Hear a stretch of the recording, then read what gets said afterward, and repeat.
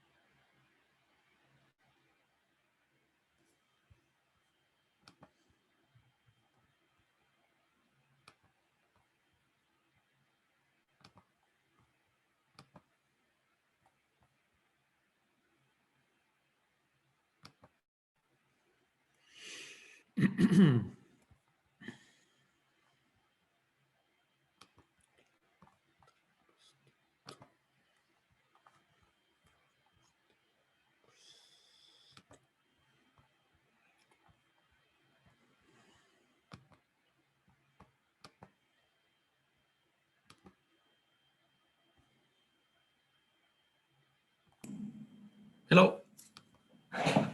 Hey.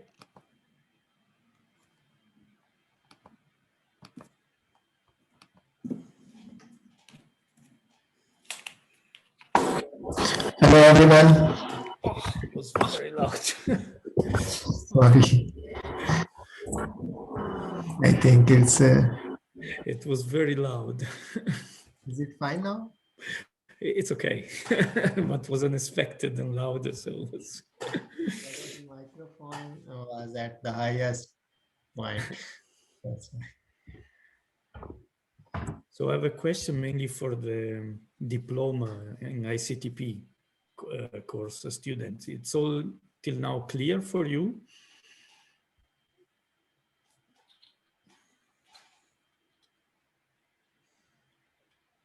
Hello, no one is there? Good afternoon. Hi. Hello. Hi. Hello, Prof. Hello, everyone. Hey. Hi. Hello. So yesterday you had the question, Maria, right? Yes, it was pretty much a curiosity because it also happened to me when a long time ago working with the estimation of quality factor, numerical methods to estimate quality factors, and also I found some difficulties in order to identify and to extract that window because depending of the type of the window or the size of the window, it could lead me to a diverse type of quality factor because I actually was working with amplitude spectral ratio, so it reminded me a little bit of that. And you were using, so you were making the spectral ratio between recording symbol or at the surface? What were you using? Ultrasonic measurements. Ah, okay, something different. Okay. Yes.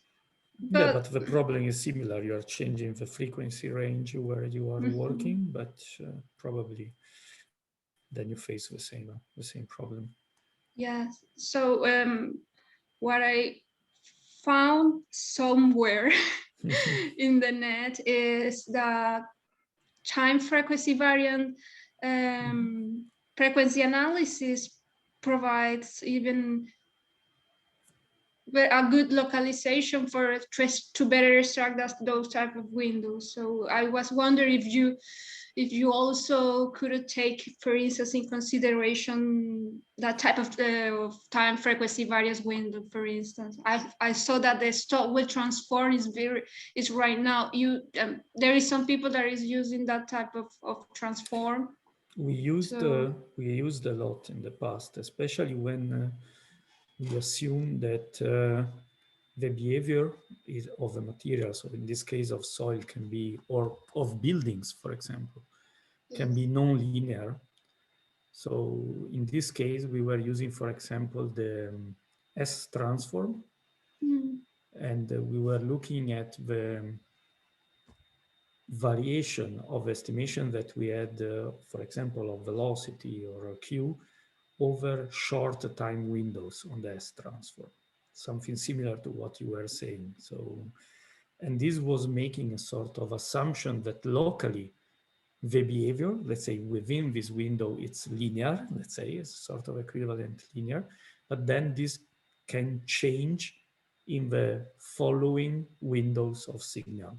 No? And this was possible using, for example, the S transform. We did it. And we did it also using a sort of interferometric approach, like I showed you yesterday.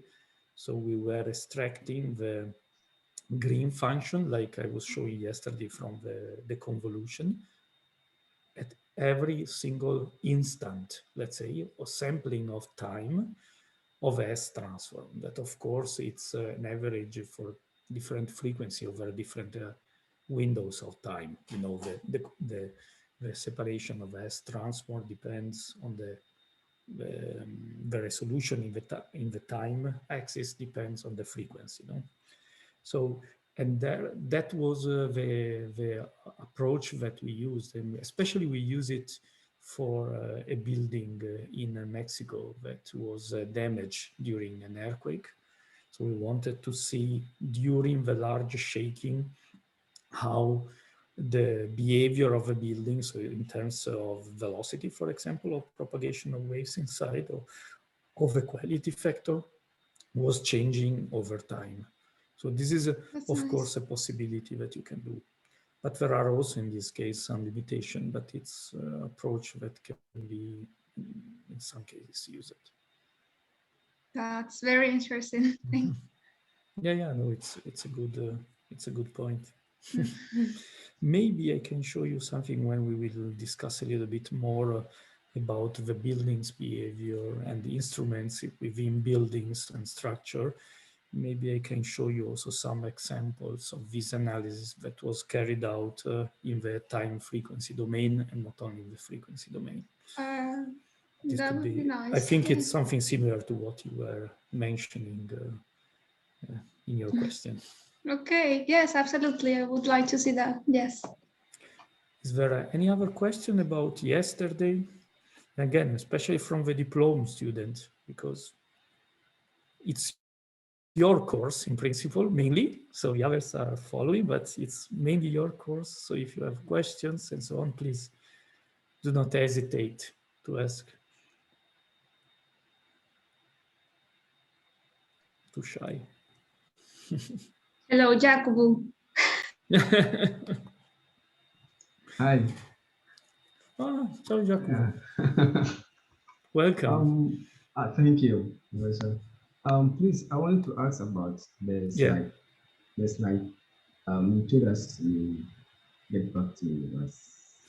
Should I take the slides of yesterday? No.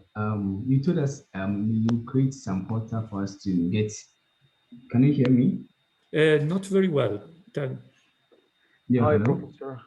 Can you hear me? Yes, now a bit better. Yeah, I was saying you made mention of giving us the slide. To give you the slide. Okay, yes, I Yes. forgot. Sorry, you're right. We organize, so ICTP organized a shared drive, and I start putting the material there. Maybe they can provide to the students the drive address. Or I don't know if I have to do it or if they have to do it because they create it. I think maybe you. So maybe you, Jacobo, You could collect the emails address of the people of the course, asking to write to you, and pass it to ICTP in order that they allow access to the drive of the people. So there is already some material there. Sorry, yesterday I forgot to tell you. Okay. Thank you. Okay. Then I'll send my email to Maybe you can chat. put your email on the chat and the people can write to you their email, or just on the chat you can collect it and do it. Okay? Okay, thank you. Yeah, sorry for yesterday, I forgot it. And there is also is it fine now? Yes. Tell me. And is it fine now? Sorry? It's too much. Is it fine or it is too much sound now? It's nearly okay, nearly. A little bit low, less loud would be okay. Okay. I don't know, maybe it's only my problem, but to me it was very, very, very strong, very loud. Yeah, me too, me too. Okay. Okay, I make again. Actually, I was asking about the video lectures, because usually ICTP we have a recorded lecture, so yes, at the portal, but I don't know because of the online classes how they are dealing it. Because I was a former diploma student, and we usually have a portal where we can. They should be on the YouTube site. Don't ask me where it is. I didn't check. I'm not so. I checked. So, and the kind of guy who likes to see himself again. So. Yeah, they are uploaded. If you write applied seismology ESP ICTP, you will find it. I tried to find, but I did not get it. Maybe I will try again then. Okay, let me send you a link. Okay. Okay. This is a good idea. Maybe it's easier. Yeah. So in the meantime, I start loading the slides. Okay. Okay. So let's see. Let's go back to where we were yesterday a little bit. So do you see now the slides? Yeah. Okay. Can we start already? So if you remember, yesterday I shortly introduced you a different approach, always based on earthquake data. The difference was that in the three approaches that we have seen before using earthquake data, they were using a reference site. So it means we were calculating the site response, always taking some spectral ratio, in the case using a reference site that was nearby the site where we want to measure the site effects. And therefore we made the assumption that the source and the propagation were the same for the station on the reference site and the station that was on soil. Then we said, okay, the method can be extended also when a reference site is not nearby. But in this case, we have to make an inversion in order to split, to separate the contribution of the path, the contribution of the source, and the contribution of the side effect. So we were trying to split this, and it works also for networks which are relatively wide. Then we also have seen another kind of reference site where the reference is not, let's say, a rock site on the surface, but it's a site where the instrument is inside the borehole. So it's a certain depth. And we show that we can take a spectral ratio, but we can also make a deconvolution between the recordings at the surface and the recordings at depth. And we can look at this sort of spectral ratio, both in the frequency and in the time domain. In the time domain, generally, we can follow the propagation of waves, looking at the pulse in the acausal part of the signal and the causal part. So we can measure also the velocity of propagation of waves. And we can use these also to measure, also through inversion, for example, the attenuation of the material in the underground between the two sensors. the one in the underground and the one at the surface. But yesterday I also told you, okay, we can also try to estimate the site response without using a reference site. So using a single station approach. And these approaches, for example, the horizontal to vertical spectral ratio. So it means we don't need a station of reference. We only consider the free component recordings at a site, let's say over sediments. How is the method working? The method is simply working taking the ratio of one of horizontal component of a recording of an earthquake at the surface and dividing for the spectrum of a vertical component, always in the same position. What is the rationale behind this spectral ratio? The rationale is mainly that when you are in the bedrock, in the underground, the component of motion, horizontal and vertical, due to an earthquake, they have a similar amplitude. So we can assume that the vertical and the horizontal component are nearly similar. Then assuming that the vertical component of motion is not amplified or modified by the propagation up to the surface, then if this is true, the vertical component that we have at the surface is similar to the vertical component in the bedrock, and therefore, in turn, the vertical component here is similar to the horizontal component in the bedrock. So if we take the ratio between the horizontal component at the surface and the vertical component at the surface, it's like if we take the ratio between the horizontal component at the surface and the horizontal component in the underground. If this would be true, with only one station, we would be able to estimate the site response simply considering one recording. So if we look at these recordings now, differently from yesterday, yes? I have a question in the previous slide. Yes. Here we made an assumption that the two instruments are recording the same event for the same event. For the same event, but here we neglected the effect of the sediment. No, let's say it's just to tell you what would be in theory.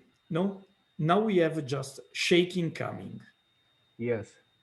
And what I want to calculate generally is the ratio, let's say, how different is the horizontal component at the surface with respect to the horizontal component in the underground, okay?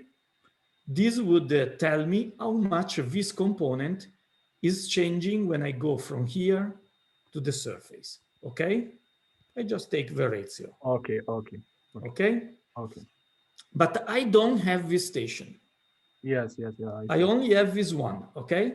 Yeah, so my assumption is that the vertical component at the surface, the only thing I am recording, is similar to the vertical component in the underground, which we know from experiment, from measurements in the borehole, to be similar to the horizontal component in the underground.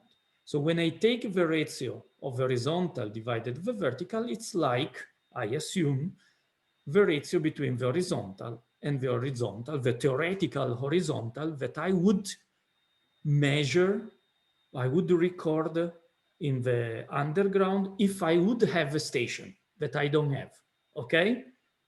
Yes. Okay. So differently from yesterday, these two components are not anymore the same component for two different stations, but you see this is a horizontal component and the vertical component for the same earthquake and for the same station. So it's one station, two different components. How the method is working, again, very simply, a window signal, let's say around the S waves. So we have the same problem that we have seen yesterday in choosing the window. So we take a window signal here and we calculate its Fourier spectrum. We take the same window or signal in the vertical component. We take its spectrum, and then I simply divide the red divided the blue. And what I get is the green curve that should represent the site response. Please note the difference now between the horizontal and vertical component. See, the vertical component has mainly a very large P wave arrival. So this is an earthquake probably arriving from below the station with the vertical incident, and on the horizontal component, very large shear waves. So you see we have a spectral ratio in this case showing a very nice peak in the site response, showing a very nice resonance frequency. Then we can do the same for many earthquakes.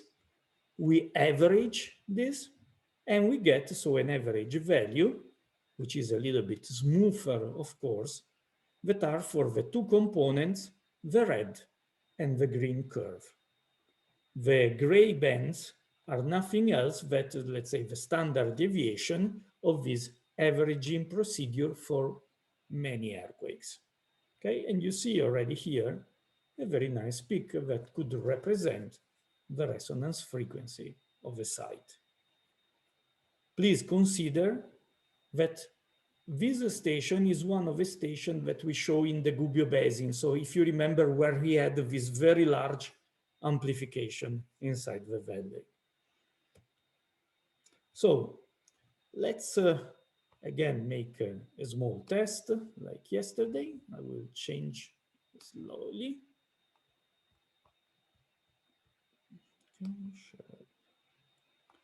I will share all my screen. Okay, so we see direct now. Okay. So if we use the small code of yesterday, you remember yesterday as a file, I was putting the two horizontal component for two different stations. One was the station on the in the valley, and one was the reference station. Here I will take always the same station. So for example, I will take the same station of yesterday, that was the GU07. We can take the nord component.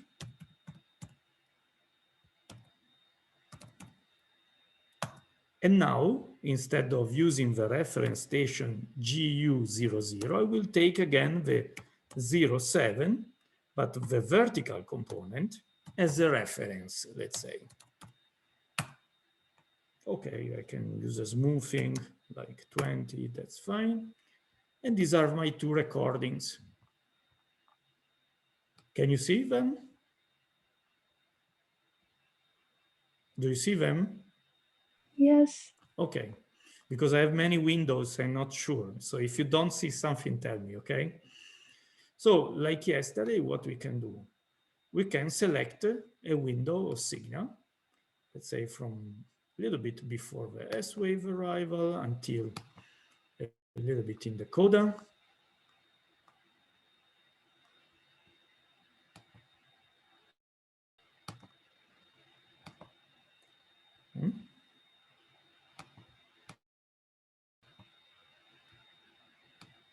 Okay. And you see this green line is the window that I use. And you see there are already also waves which are not clearly shear waves. So to have enough resolution below frequency, we are also including this. And the red curve, like yesterday, is the spectrum of the horizontal component. In this case, the blue curve is the spectrum of a vertical component. When we take the ratio, what we observe? Well, we observe a very nice amplification at very low frequency. And you remember at G07, we were observing also in the standard spectral ratio a nice amplification in the low frequency.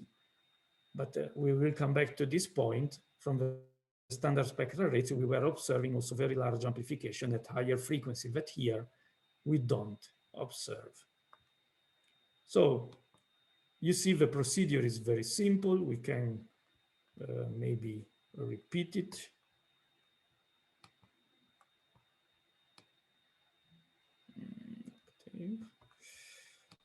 Okay. Just try hello, with... Professor, I have a query. Yes, let me finish one thing and then we come back, okay? Yeah. So now, like yesterday, I can select a small window, very small, and you see that I'm losing all these, I'm not able anymore to detect the low frequency component where I had the major amplification on my spectrum. So I'm losing information. In this case, since the resonance frequency is low, I have to have enough long signal of window to see the peak in the low frequency. No? So this low frequency peak that is very large totally disappear here because our spectrum is too short. So this is also something we have to remember. If we make a too short window, then we cannot say that our basing, maybe with very fixed sediments, has no amplification in the low frequency range. Simply because if a window is too short, we are not having information in the low frequency range due to the fact that the window, as I said, is too short. Okay, now you can, for the question. Related to the selecting windows, if I mean, is there any standard way, like on the base of arrival times, we can design the window that how much it should be minimum and how much it should be maximum? Or we have to do it iterative process? There are many criteria that has been used every year, but very often they depend on the area where you're working, on the data set, and so on. So for example, you can use fixed window lengths in order also to make feasible the comparison for the different frequency bands. So if you use a fixed windows length, you will know what is always the minimum frequency you can analyze and the maximum frequency you can analyze. And therefore your automatic selection is easy. Generally, a good point is not to select exactly when the S window is starting. You see, I take a little bit of signal before, because when you extract the window signal, then you have to make some smoothing, some tapering at the edge in order to make correct the calculation of a Fourier transform. So you generally start a little bit before. In literature, you will find a lot of solutions. Generally 5-10 seconds fixed windows are used. There are also other criteria that are based not on a fixed window, but for example, looking at the energy in the seismogram. So for example, if you start from this point, then you will calculate from the square of the velocity how the energy is increasing, and you will see that a certain point is becoming in asymptote. No, it's not increasing anymore. So you can decide in which interval of this percentage of energy you are cutting the window. So let's say a standard value can be 5 to 95% of energy. What is the problem in this case? The problem is that, for example, for faraway events, which are not so peaked, but they have a long waveform, you know, maybe this window is very long in time. For nearby event and very impulsive, your window is becoming very narrow. So if you then want to compare the results of these two events, you can do it only where they share the same frequency band, right? Otherwise, in one cases, you are not analyzing some frequency, in other cases, yes. So you always have to remember in which frequency you can analyze each event. Is it clear? Yeah, it's clear. Okay, so it's also a criteria, or you can use it different, maybe 10 and 80% and so on, but there are many criteria. So what is important, it's always to keep in mind what is the effect of the choice that you are doing when you are selecting a window.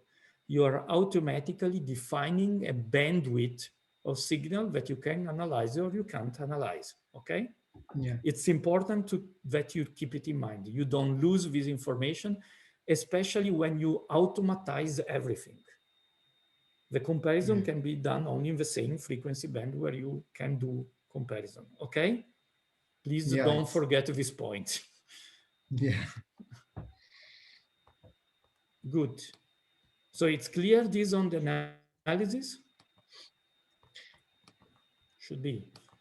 So if we can come back now to the slides. Sorry, I go a little bit slow, but I want that everything is very clear. So if you see something that is unclear to you, please tell me. Okay, just where is the? I'm just looking now, sorry, to the window on the screen. Share screen.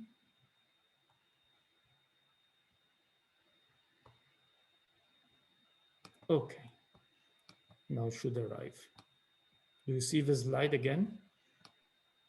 Yes, we can. Okay, super.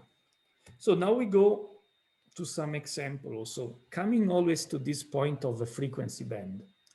This is just an example of H/V ratio, but this example would be the same in the meaning also for the standard spectral ratio.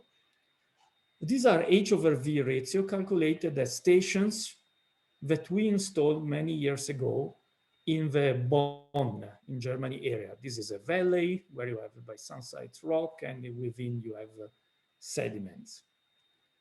In these areas, of course, we don't have a lot of earthquakes and especially large earthquakes, fortunately, but we can still record some local seismicity and some regional events. As you see from the figure, the resonance frequency here can span low frequency, for example, below 1 Hertz, and even high frequency, so above 1 Hertz. For example, also here, the B07 station. Okay, what is the problem that we have? Generally, small local events, small earthquakes, if you remember also from the source that I showed you last time, they are mainly rich in the high frequency. So if I would calculate H/V or standard spectral ratio using only local earthquakes, I will have information, for example, mainly in the frequency range higher than 1 Hertz. See mainly the red dots or the points. What means? It means that at station like a B07, I would be able to retrieve the fundamental resonance frequency. But for example, at this station, if I would use only red points that are in this area, I would not be able to retrieve the fundamental resonance frequency. Luckily, regional events, or so more far away events that generally are also a bit stronger, or even teleseismic events, they are richer in lower frequencies. So if I use these regional events in my analysis, I will be able to obtain estimation of a low frequency amplification, probably much less of a high frequency amplification because I have few points. So it's a good, let's say, practical suggestion that I give you is that try to use, especially in this area where you have a limited number of recordings, try to make this combination of the analysis of regional, teleseism, and local events. Because putting them together, you see, you put together what is blue and what is red, you start having a better, let's say, view of what is the site effects and your site of interest. So try to make use of all the information that you are recording with your stations. Okay? And now we come back to our Gubbio Valley. So you remember we had this basin. These are the isoline showing the thickness of the sediments. You see you have rocks here on the slope, then you enter in the valley, and the sediment thickness is increasing very rapidly and reach even more than 600 meters depth, and then is becoming very thin, and you go by the other side of the valley where, in theory, on this slope, we would expect, again, a rock site. So now I calculate for each one of the stations that are crossing the profile from here to here, so that they also cross the deepest part of the valley. I just calculate the H over V now, not anymore the spectral ratio like yesterday. Yesterday, we were calculating for each earthquake the spectral ratio for the same component for each station with respect to the reference one. Now we work at every single station. We take the free component of recording and we calculate the ratio between the horizontal component Fourier spectrum and the vertical component Fourier spectrum. So GU00 we know is our reference station on rock. So we expect that should not show any amplification, any spectral peak in the H over V. And that's exactly what we observe. So if I go to GU00, I will observe a nearly flat response. So it's reasonable that my choice of this station as a reference site with the other method was a good choice. Then I start moving within the valley. So I'm at station GU01, just at the edge of the valley, start seeing some amplification only in the high frequency. Then GU2 start to have some amplification. And then from GU number 3, so where I'm already well within the valley, I clearly see a first peak that I indicated here with an X that is becoming lower and lower frequency when I enter in the valley, and also with large amplitude. And then when I move back to the end of the valley, the peak is again becoming higher frequencies. So around the GU07 and GU08, so this part, I have the lowest resonance frequency. Can you tell me why? Is it unexpected by you, or do you guess why this is happening? I think it was expected because where we have the thickness of the sediment are very high there. And therefore, if you remember this simple equation of velocity divided 4 times the thickness, if we increase a lot the thickness, this is generating a lower resonance frequency. Yeah. Okay. What is also interesting here, and this we observed it also yesterday with the spectral ratio, when I look at the GU10, we see still some amplification, also if this station is in what we expected to be a rock site. But there is something peculiar here, okay? We see very clearly the resonance frequency peak. So the H over V is here to the right, and we see very clearly the peak. But what is happening if we compare it with a standard spectral ratio that we have calculated yesterday with respect to the reference station? Well, I would say if we focus just in the deepest sites, like GU08 and GU07, I would say that the H over V is showing me a first peak where I have also the first, let's say, peak in the standard spectral ratio. You see here around 0.3 Hertz.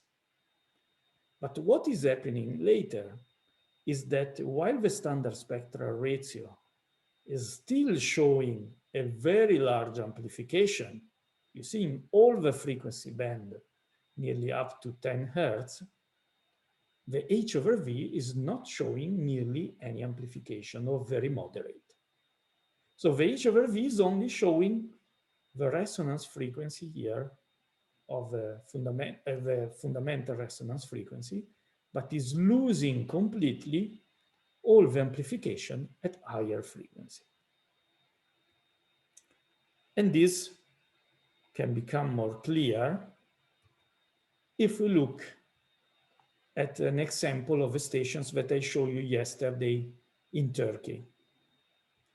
So just concentrate only on the red curve and on the orange curve. So the orange curve is again the results of a site response obtained by inversion. So it's equivalent more or less to the standard spectral ratio. The red curve is the H over V. So what is the assumption that we have done calculating the H over V? The strong assumption is that the vertical component of shaking is not amplified.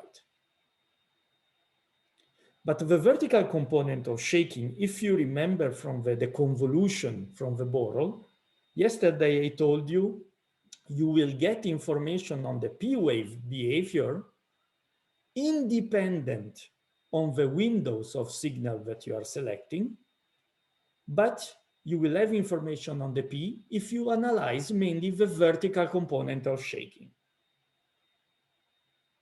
You will have information on the shear waves.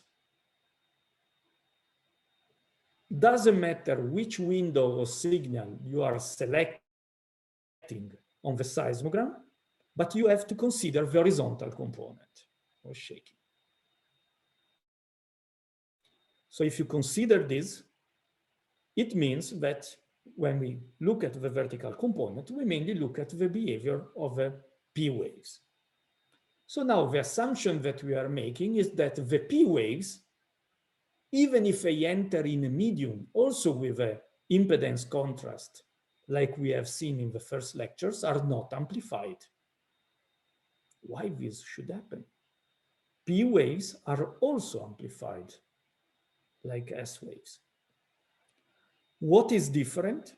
Yeah, what is different is that we know that the P wave velocity is larger or smaller than the shear wave velocity? Is larger. Is larger. Yeah. So if you make something very simple, if you take the equation that you just told me, the fundamental frequency is velocity divided 4 times the thickness.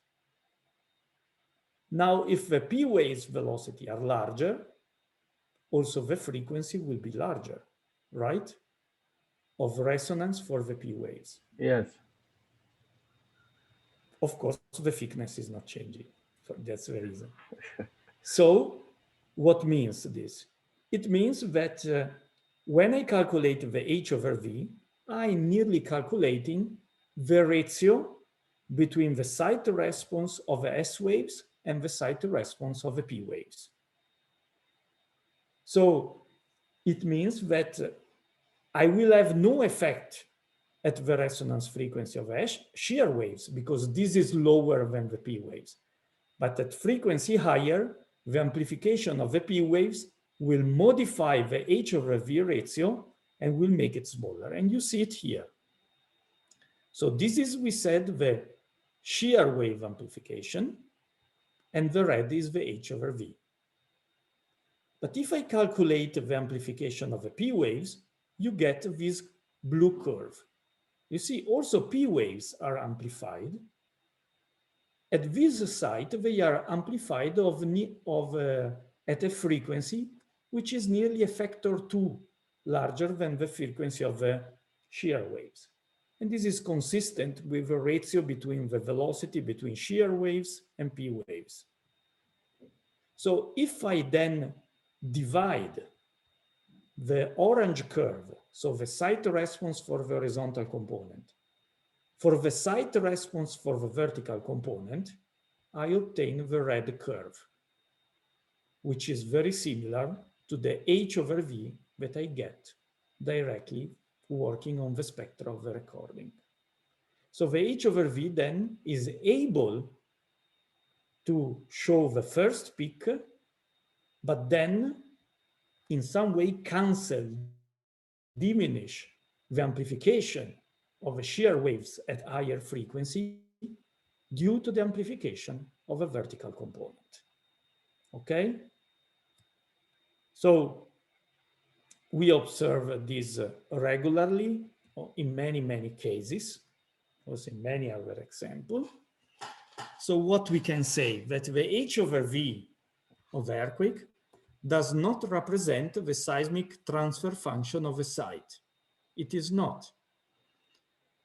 So in the case that the site amplification is also dominating with vertical resonance, what was found? That the fundamental frequency of resonance estimated by the H over V is in good agreement with the one estimated by the SSR, by the standard spectral ratio. And that's also what we observe in this site. Generally, many studies also show that the amplification of the H over V can be a lower bound for amplification obtained by the standard spectral ratio method, but very often it's different. And the H over V can fail in determining the amplification, therefore, at frequencies which are larger than the fundamental frequency. This can be due in the simple case that we have seen for the amplification of a vertical component due to the P-wave resonance, or in the case of Gubbio, which is a little bit more complicated. You see, we have a very wide frequency band, which is amplified. It's different from the case in Turkey. This is happening because this large amplification that we observe here is mainly due to 2D or 3D effects, so by the diffraction of surface waves. And then these surface waves has similar amplitude on the horizontal and the vertical component, and therefore in the H over V, they disappear. So the H over V, it's very useful in the sense that if you have only one station, at least can provide you some information if the site can have amplification or not, can provide you an information about the resonance frequency of the site, but is not providing information about the overall amplification, the overall site response of the same site. Okay? So this is a point that must be considered when you are doing your analysis, and you should never forget. Hello, Professor. Yes.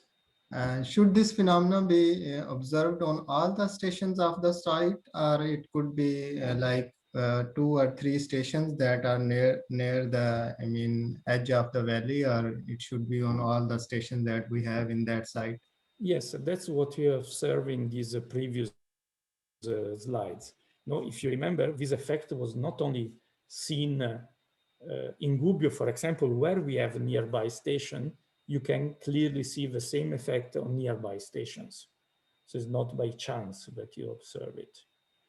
There is also another... Tell me. Yeah, please speak. No, I was saying that it's not by chance. There is also another effect.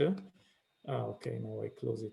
But there is also another effect that is biasing the H over V ratio, that is making the vertical component stronger in amplification. It's also due to the conversion of waves. When you reach the boundary, for example, you have conversion of S waves to P waves, which are enriching the vertical component. Yeah, and this was an effect that we clearly showed many years ago, and we use to explain this difference in the H over V. With respect to the standard spectral ratio. Yes, there is we also published a paper many years ago, I think it was nearly 15, 16 years ago, showing exactly this effect. So no one is saying not to use, of course, H over V. This is useful, but be careful in not, let's say, over-interpreting the results. This should be very clear. Okay? Okay, but if we have a station in the ground like we have yesterday in the site, so then we can also observe this amplification of P waves due to P waves on that station. Yes, you could take, for example, the spectral ratio, not of the horizontal component, but of the vertical components. Right? Okay, yeah. Because your recordings, your stations, are always recordings the free component of motion or translational motion. So if instead of focusing your attention mainly on the horizontal component, you also consider the vertical component, then in that case, you would have information about the amplification of the vertical components and likely of the P waves. Is it clear? Yeah, it's just, thank you. Okay, so we nearly discussed how to estimate more or less directly the site response, and we have seen method with reference sites and without reference sites, if we focus mainly on a method based on earthquake.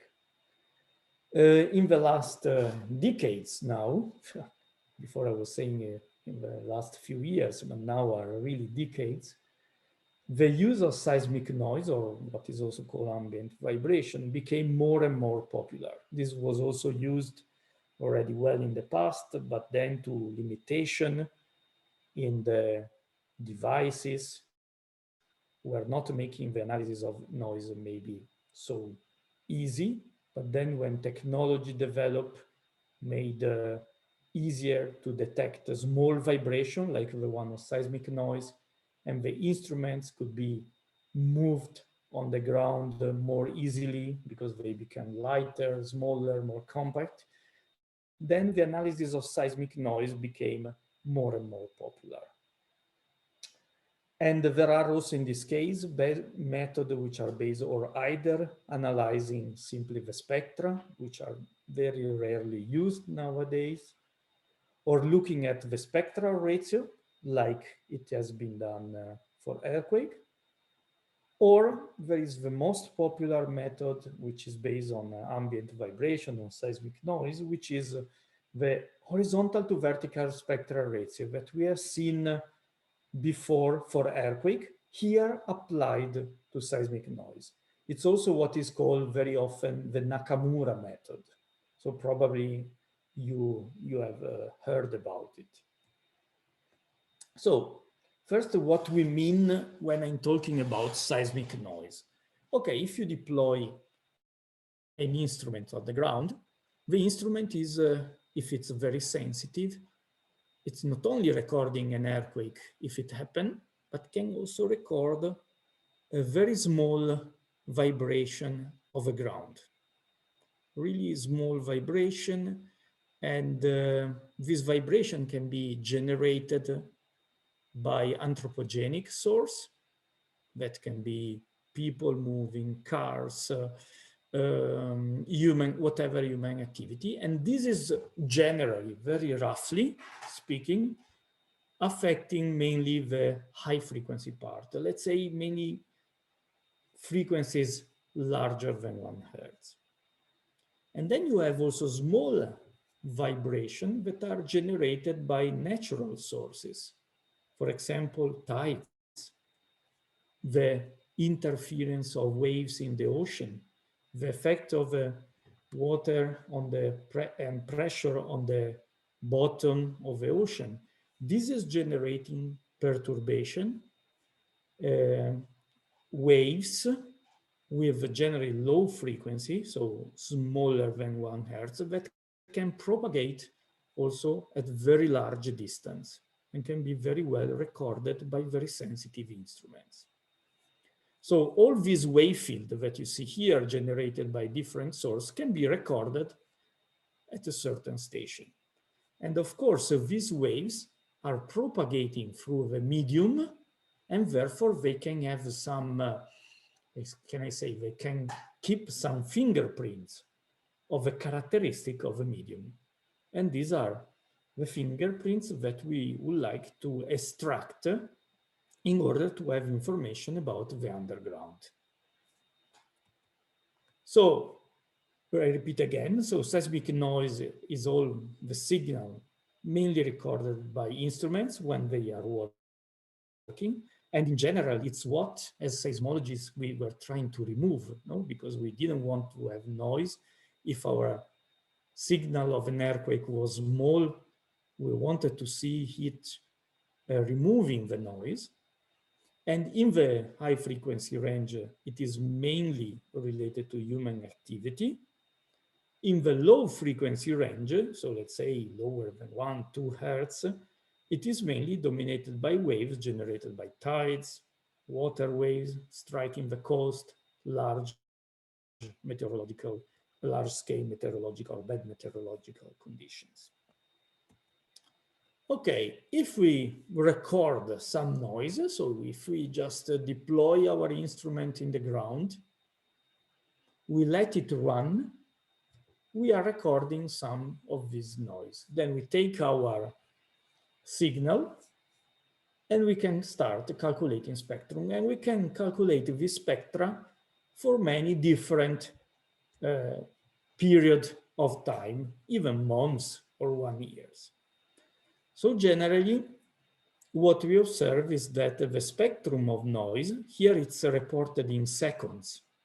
So this is period. So if you think to frequency, you should flip it in the other direction. So this would be low frequency and this would be high frequency.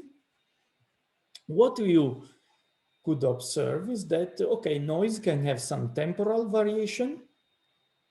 You see that there is some smearing towards some red color, especially due to the car noise in the high frequency range, but generally has some shape which is not white.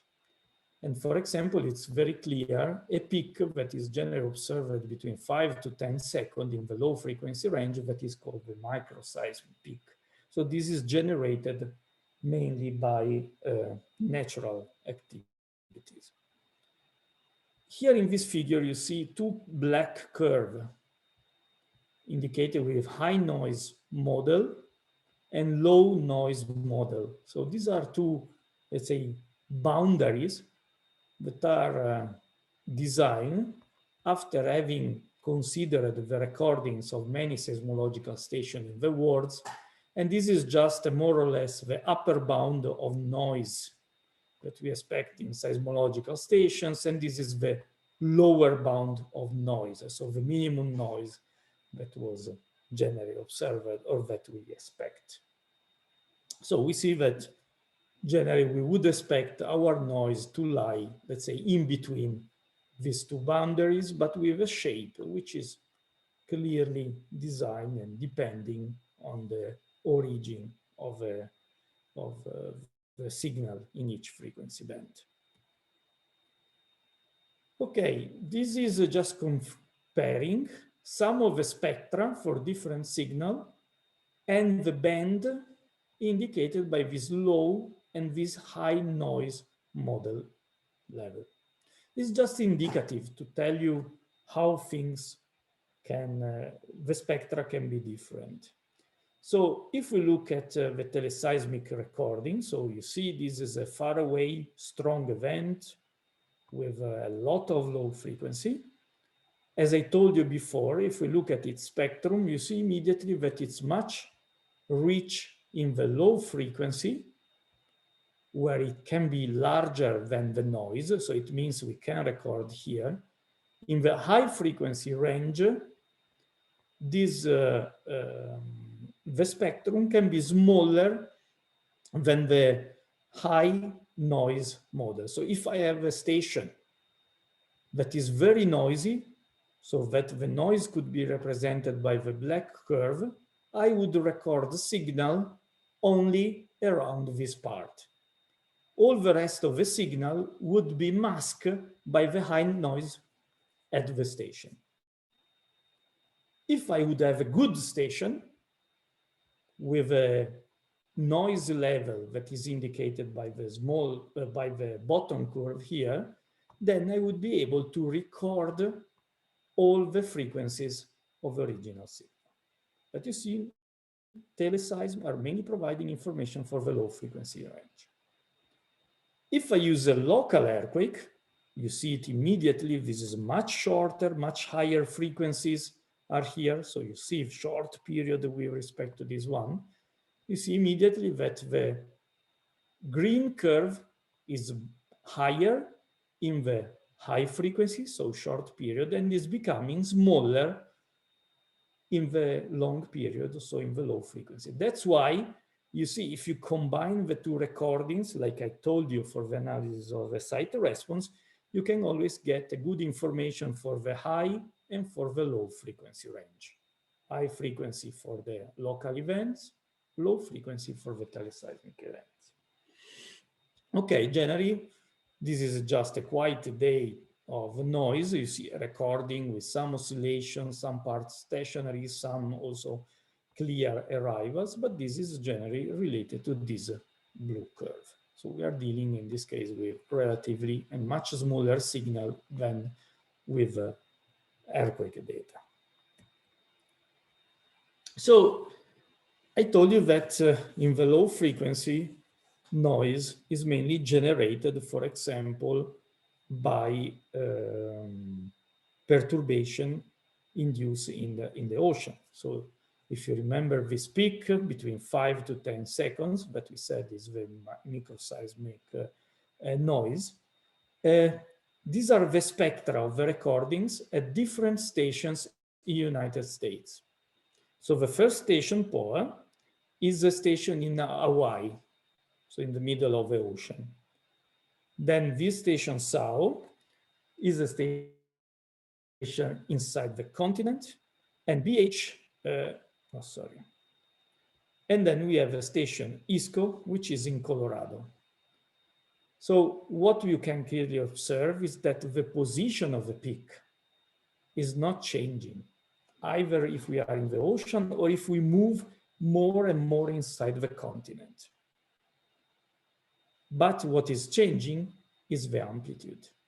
So the amplitude is diminishing from the ocean, let's say, to the interior of the continent. So what this suggests? This suggested that the stations in the ocean are closer to the source. And then when we move more and more far away from the source, the amplitude of this peak of these frequencies is strongly diminishing. And this is going in the direction that these microseisms are mainly generated in the ocean, by the ocean activities. And another interesting part is the comparison of these two recordings of noise. This is, let's say, a quiet record. We put the station on the ground and we start maybe during the night, no one is moving, recording seismic noise, just signal. You see, it's a very quiet recording. If we let our station running during the day, it's also recording. But from time to time, a car can pass. And what is happening? The car can generate some very large amplitude signal. So if we take now the Fourier transform of this signal on the top and of the signal on the bottom, what is interesting to observe is that even if they look very different in the time domain, their spectrum is really very similar, nearly down to 0.2 seconds, so at nearly 5 hertz. So all this low frequency component is not affected at all by the car, even if they are inducing a very large signal. The difference due to the car is mainly in the high frequency. In this case, larger than, I would say, 3, 4, 5 hertz. So if I'm interested in studying the low frequency, doesn't matter if I have a car passing, the spectrum will be nearly the same. But if I'm interested in studying the high frequency, a car passing can completely change my spectrum. And this also is telling us exactly what I was suggesting before, that in the high frequency range, noise is mainly dominated by anthropogenic sources. Okay? If you do what Maria Aurora was suggesting before, if we take a signal of noise long for several weeks, and for each small step in time, we calculate the Fourier transform, we can see how the noise or the spectrum of noise is changing with time. And if we look at the high frequency, you see we are mainly here above 1 Hertz, we clearly see that there is a day to night variation. There is a diminishing of the amplitude mainly during the weekends. See here, where it's becoming more white. And there is the clear change during day and night. So in this high frequency range, the human activity is strongly influencing the amplitude of noise and how it is changing in the different hours. If we focus only on 1 day, and we look at a different time of the day, the frequency content is also changing. You can clearly see that during the night, there is a clear diminishing of the spectral amplitude, but then during the day, there is an increase of this. So maybe some one of you is surprised because I said night. In reality, you see, till 1 o'clock in the night, here in this place, the noise is very high, and then start increasing after 9 o'clock in the morning. This is due to the fact that we are in Spain, where the people is having dinner later and the day starts a little bit later. So of course, if you do it probably in Northern Europe, you would have an increase of noise starting already at 7 o'clock in the morning, and probably a decrease not at 1 o'clock, but at 10 o'clock or even earlier. So in some way, noise is also giving you, or the variation of noise amplitude is also giving you some hint, some information about the habits of people. And finally, I show you here also just the variation of the amplitude of the noise at 0.3 second during a week. You see that 0.3 second is 3 Hertz nearly. So you again see clearly, very nicely in the high frequency, the changes between day and night, and weekend. While for the low frequency, 6.5 seconds, there is no daily variation. There is only a variation that is nearly corresponding to the ocean disturbance, so to the swell height that was recorded at this site. So once again, you can split in the 2 frequency band, high frequency, low frequency, the origin, the source of this small amplitude signal that we are recording with our instruments. Okay, so we have this idea. Yeah? If we have some constant source of noise like factories that are working 24 hours, so yes, so then how can we correlate with? Factories are giving you, maybe, here. We come here, you see? When you have factories generally nearby, but not only nearby, factories can induce very large noise, but at very precise frequencies. So you see very narrow spectral peaks, because generally this is due to the functioning of machines, no? And this has a very clear spectral peak that is affecting your spectrum. Of course, if you think to the spectral peak in the, where it is, in the time domain, it means mainly your recording will be completely masked by a very nice sinusoid with a frequency or with a period that is corresponding to this peak.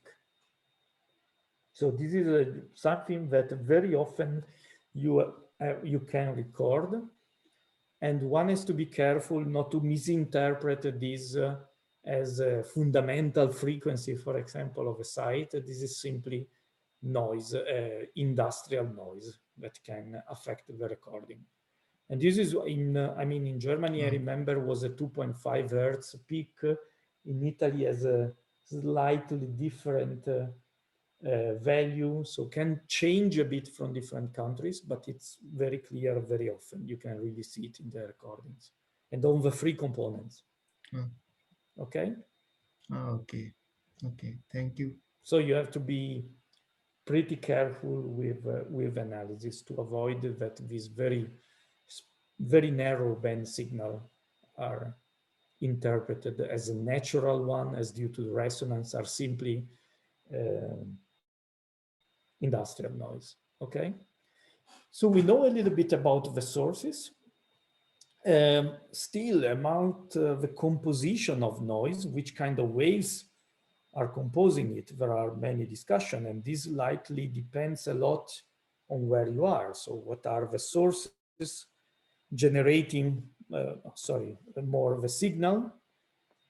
So if we have more body waves, surface wave, and especially what is the percentage of surface waves, if we have more low or Rayleigh waves, this is really strongly site dependent, and also depends on the source that are generating the noise.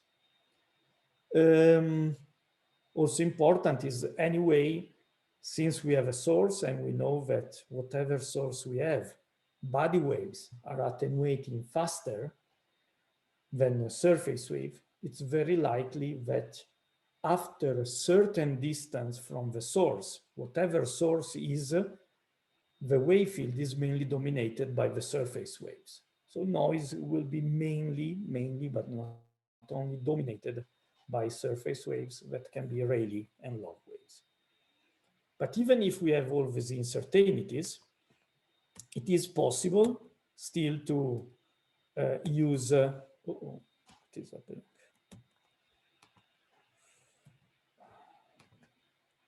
It is possible still to make use of seismic noise to get information about, for example, the site response.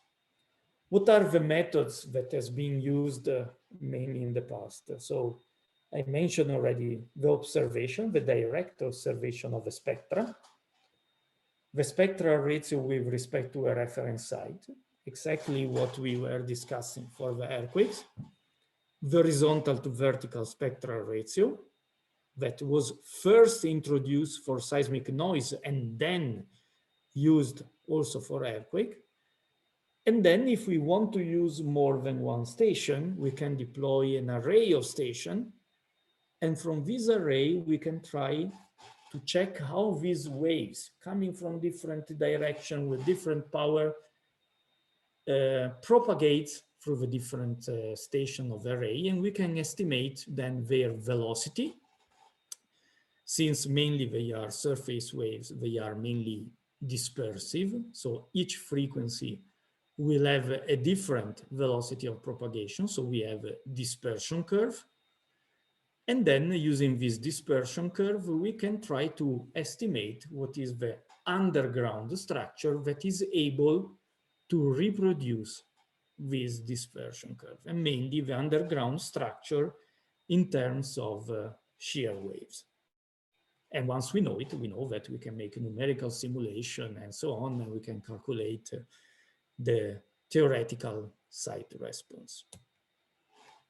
So I just mentioned today as the last one, the spectral observation, which is not, I would say, used very much anymore as a method. The method was based on the fact that if I go in the place, I place my station, I record seismic noise, and then I calculate spectra, exactly with FFT like we have done also today. The first assumption was that the noise was made mainly of vertical incident S waves.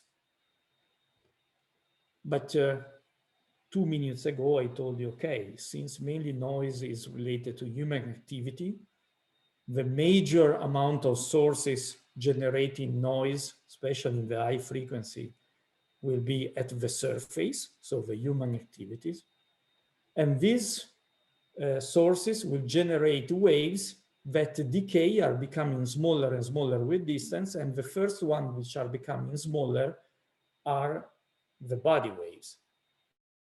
While at a certain distance, I will have more surface waves.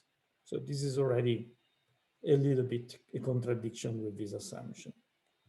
Then the other idea is that, okay, the incidence spectrum below the site due to noise is flat. And then if I see at a certain site that my spectrum is not flat but has a peak, this peak is providing directly the transfer function or the fundamental resonance frequency of the site. What, in my opinion, does not work in these assumptions in general. Well, the first, as I mentioned, is that the noise wave field contains, I would say also, but also probably mainly surface waves. Then that we have seen that the noise spectrum is not flat. Even at rock site, very good rock site like I showed you before, the noise spectrum has nice peaks depending on certain frequencies and so on. And then there is that the spectral peaks can be due also, there is another problem, to local noise and maybe have nothing to do with site response or the fundamental frequency. And exactly what it was asked me before, it's a typical example. So in my spectrum, I can have a very large peaks that are not due to the site response, but maybe to very close local source generating waves in very particular frequency band. So here, for example, you have a vertical component spectrum of noise at one site, and this is the H over V. You can clearly see a very nice peak in the H over V, but quite broad. Even if we have noise, this is the vertical component. But since the industrial noise, in this case, was on the vertical and the horizontal component, it is cancelled by the H over V. You see a very nice peak of the H over V that it relates to the resonance frequency of the site, but what I could interpret as a fundamental frequency in the spectra has no link with a fundamental resonance frequency. It is completely cancelled out. So the usage of a method can be a bit tricky. So generally is not what is used nowadays, or not very often. So anyway, for very large basins, this is the San Fernando Valley, you see, where you have also very fixed sedimentary cover. Noise measurements have been taken at different, along different profiles. You see a station R3, R2, R1, which are reference stations on rock, and along profile, some noise measurements have been done. These are papers already then 35 years ago, and then moving the station at this time was quite time-consuming and not easy. Okay, using these recordings, what was observed? Okay, if you look at station R1, which is here, and these are station H6 and H5. So you have to consider H as this row here, H5, which goes here, H6. So you see immediately that already on the recordings, it's clear that when you enter in the valley, something is changing. So in principle, you start having more low frequency and much larger amplitude of the recordings inside the valley. So already the Fourier spectra in this case, for the low frequency, here we're talking about 5 to 10 seconds, were showing a clear difference between what was recorded at the reference station, even if we have a peak at 5 seconds, and what was recorded inside the valley. So in this case, where you are looking at a very low frequency, so we are talking about 0.2 Hertz, for very fixed sedimentary cover, okay, already the observation of the spectra was providing some information about amplification effects, let's say, around this low frequency band. If you do the same, and you plot the spectra along, for example, the G profile, you can clearly see how the spectral shape change inside the valley, and also along the H profile. So you can immediately see that in this area is where we expect probably the largest amplification and the lower frequency of resonance. Okay, so these are information which are useful but are not really, let's say, quantitative. They just tell us that we can expect an increase of thickness in this direction and in this position, you see here. Okay, so these are just some of the methods, and similar experiments have been also carried out in the Mexico City valleys, where, for example, the maximum amplitude and also the variation of the period of maximum oscillation was checked along the profile of the valley. So you can see that generally there is a clear decrease of a period, so a clear increase of period, so decrease of frequency, where the sedimentary cover thickness is increasing. And then when you go to the edge of a valley, again, the period is shortening and the frequency is becoming higher. As I mentioned before, I want to see, okay, also the spectral ratio can be used for noise, and it was used in the past, but again, look at the period. It's mainly used for low frequency cases. So I take the recording of noise here, the recording of noise here, I make my Fourier transform, and I compare it, I just make the spectral ratio.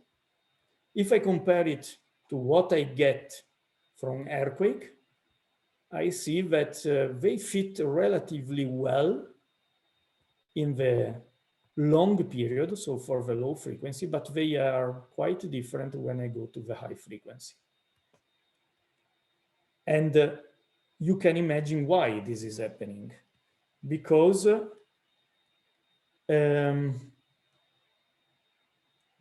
like for the standard spectral ratio method for earthquake, also the distance between the two stations is playing a role.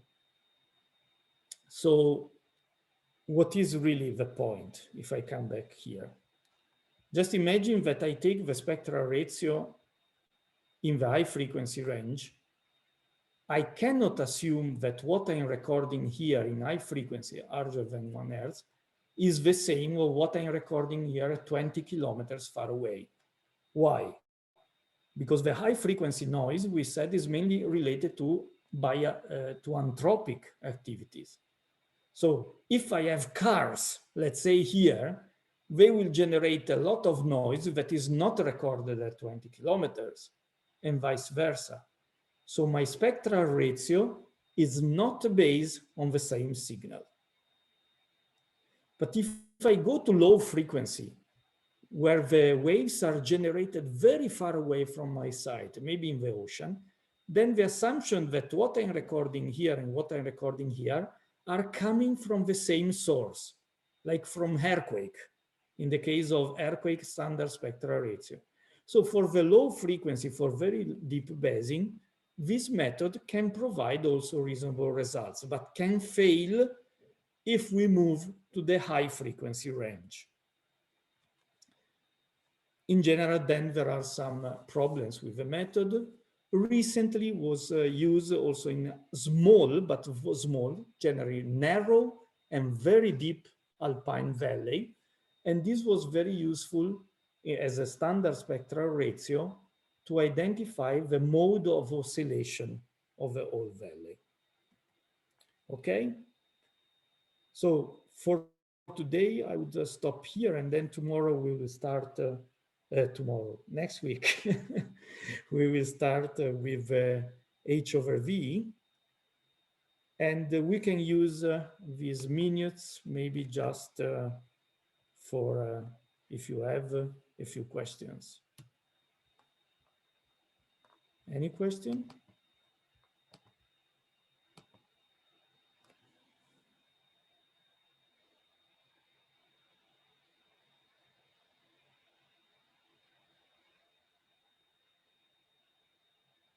Nothing?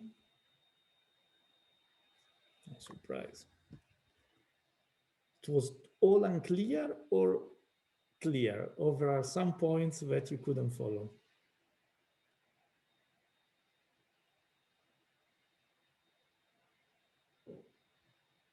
This scares me. Maria Aurora, you? Well, I think I'm following, but obviously time to go. Okay, maybe you can think a little bit, and next time we can discuss it. Okay? Okay. Okay, so let's stop it here, just a few minutes, and then okay, think over. I will try in the next days to upload the material so you can give a look, at least part of it. And I will upload also some extra material where there is also some explanation, not only slides, but if you want to go a little bit deeper in the subject, you can give a look to it. And okay, if you then have questions, we can do it Professor, next time. Yes? Please, can I get your email? Then yes, you send it to the chat. I can write it on the chat, yes. No okay, thank you. Wait.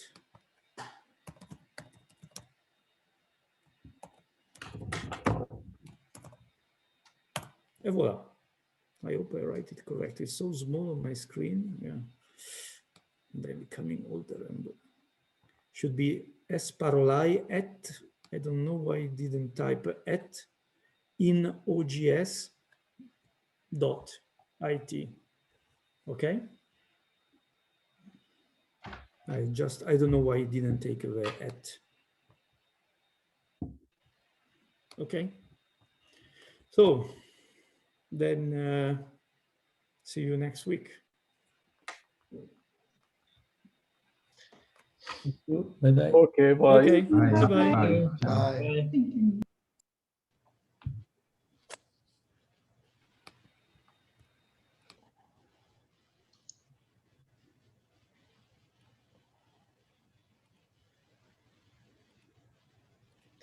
Yakubu is here. Yeah, I received your email.